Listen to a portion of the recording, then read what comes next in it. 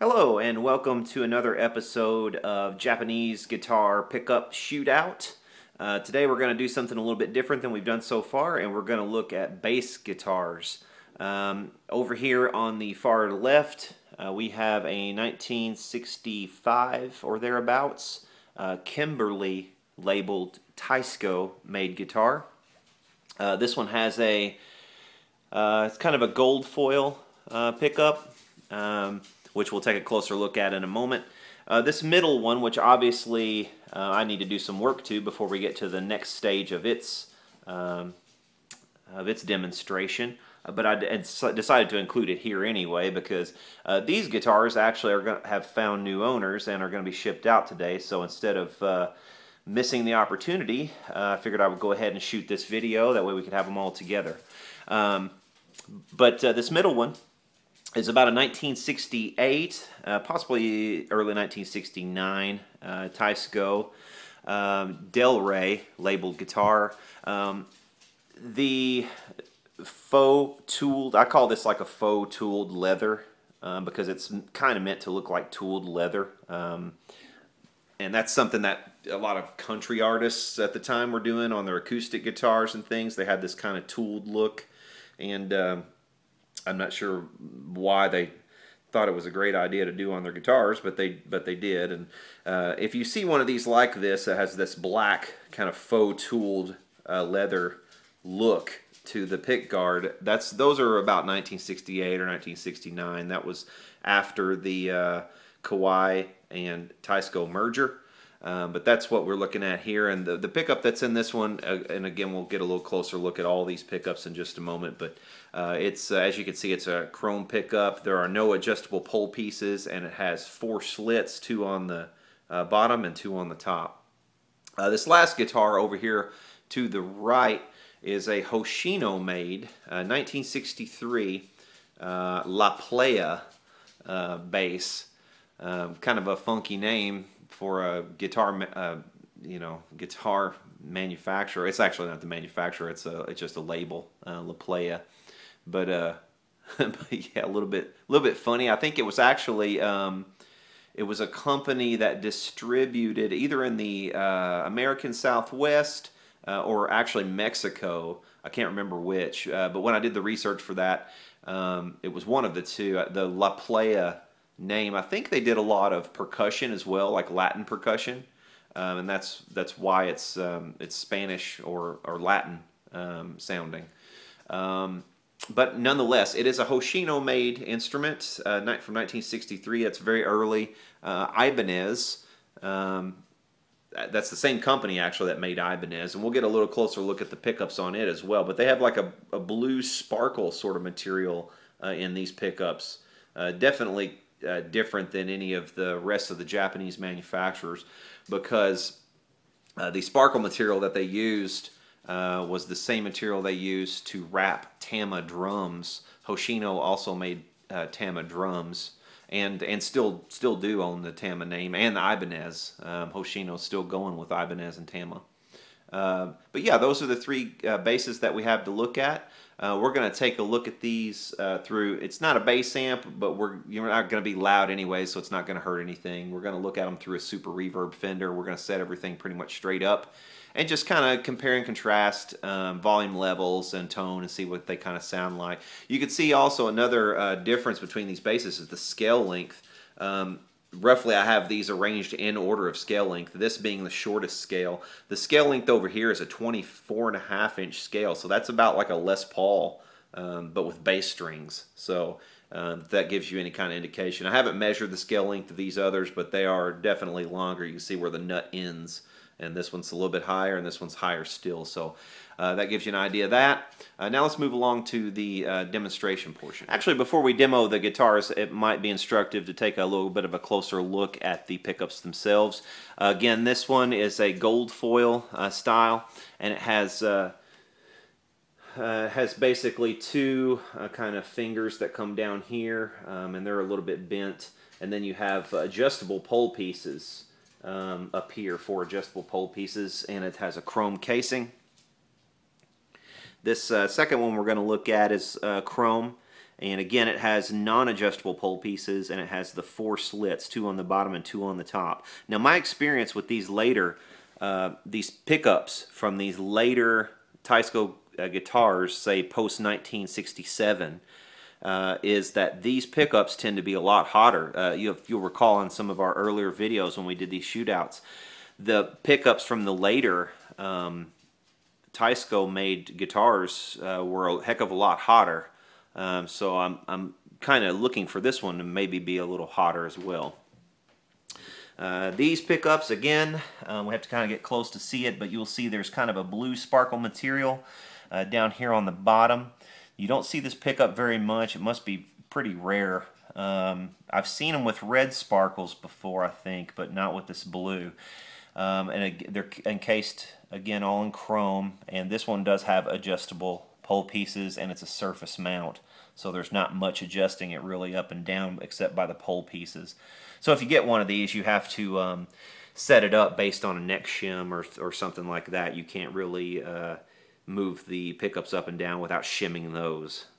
So yeah, those are the pickups we're going to be looking at. Now let's take a listen to them. Okay, the first bass we're going to take a look at is this Hoshino made bass. This is the La Playa.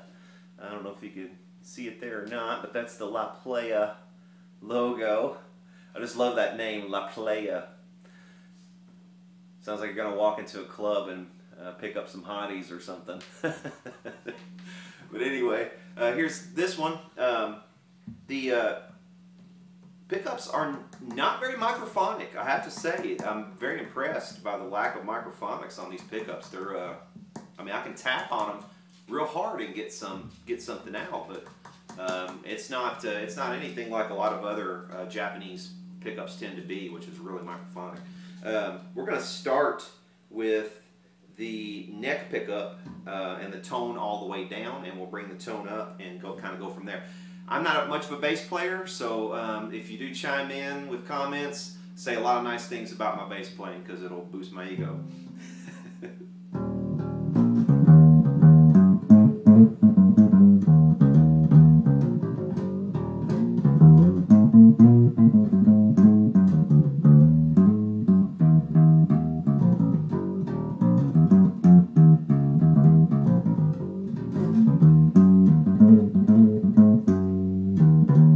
Again, that's with the tone all the way down. Now we'll bring the tone up all the way.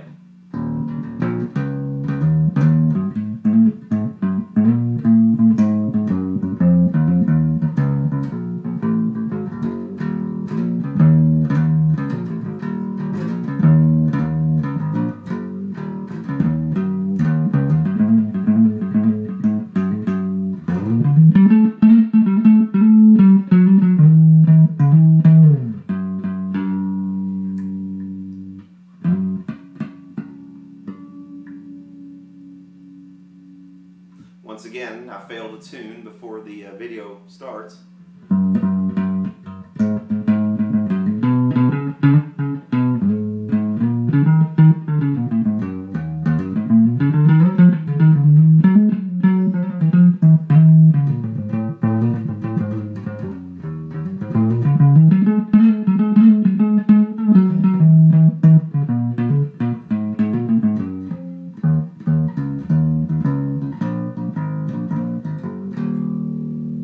That's the neck pickup. You can actually blend the two pickups on this model. This has an individual volume control for the neck pickup, as well as a volume control for the back bridge pickup here. We'll do them both together here. I'll just bring them both up. Here's both pickups together.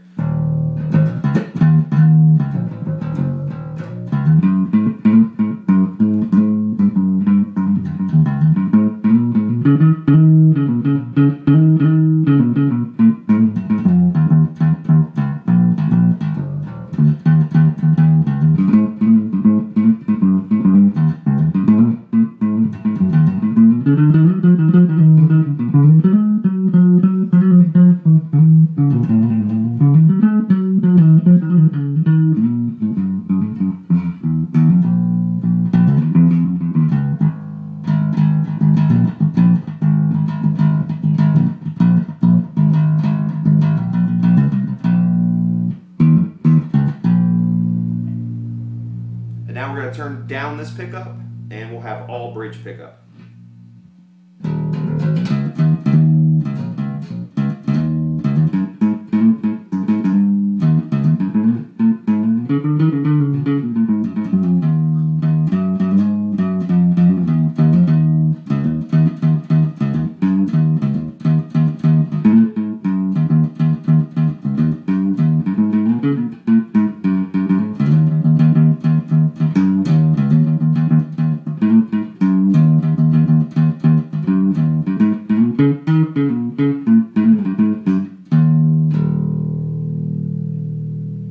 Bridge pickup with the tone all the way down.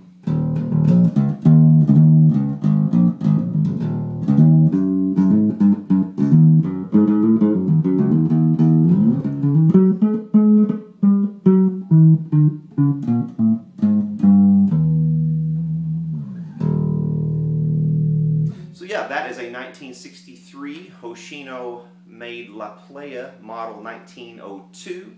Now let's move to our next guitar. All right, here is our 1965 Teisco with the gold foil pickup.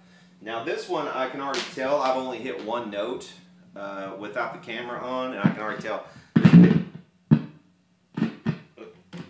Well, I cleaned all the electronics. Apparently I didn't clean that one enough, so I'll spray that again. But yeah, I can already tell this is way hotter of a pickup than that Hoshino was. Let me actually fix that.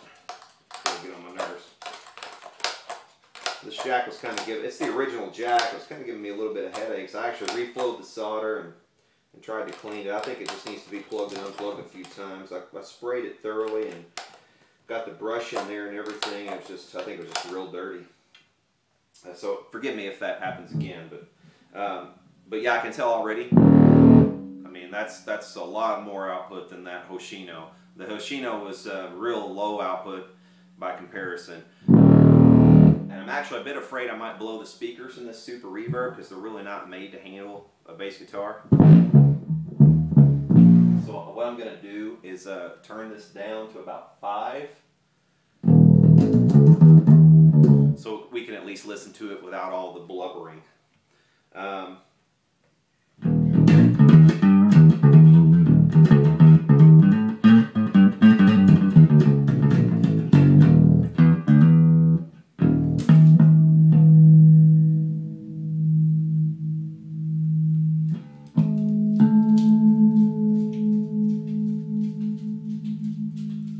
Once again, I fail utterly to tune before making a video.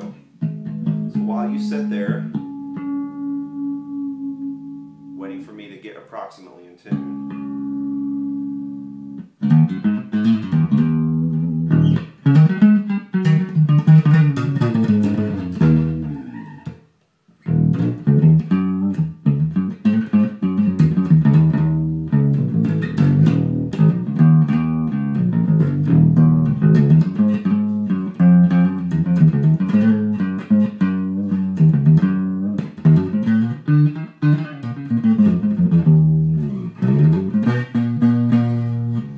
Actually 1 or 2 little high frets right here in this area. I need to tap down with my fret hammer. That's why I'm getting a little bit of buzz.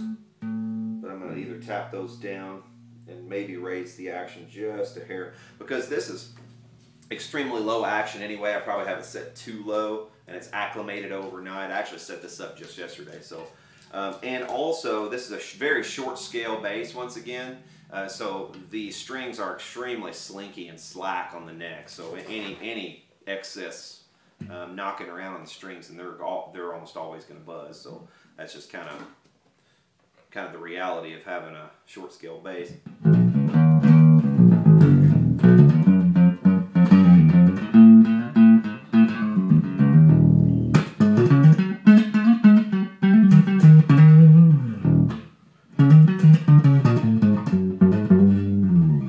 Now I'm going to turn down the tone knob all the way.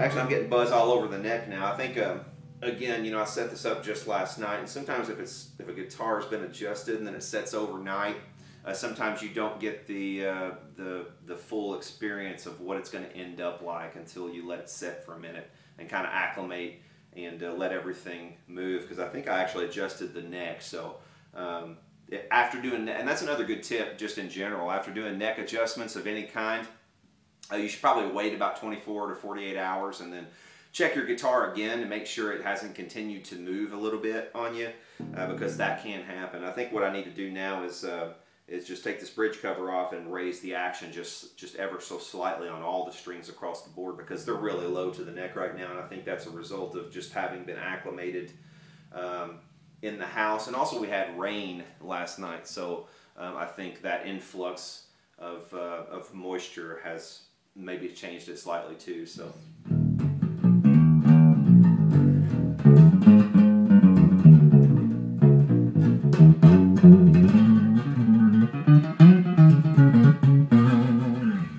But yeah, you can hear a little bit of buzzing there, but definitely a much hotter pickup than the Hoshino that we tried. Now, it's going to be a blink of an eye for this video, but it's going to be a little while for me. I have to wait for some parts to come in for the Teisco, and once they come in, we will finish this video and be on our way. Okay, actually I've decided to revisit this guitar briefly, because I did go ahead and raise that string height, and they needed it. The sudden change in climate conditions definitely played a role, I think, in this. With it being a short scale as well, there's not a whole lot of tension really to keep the neck quite so stable, I think. So, but anyway, it's right now and ready to go, and actually sounds a hell of a lot better.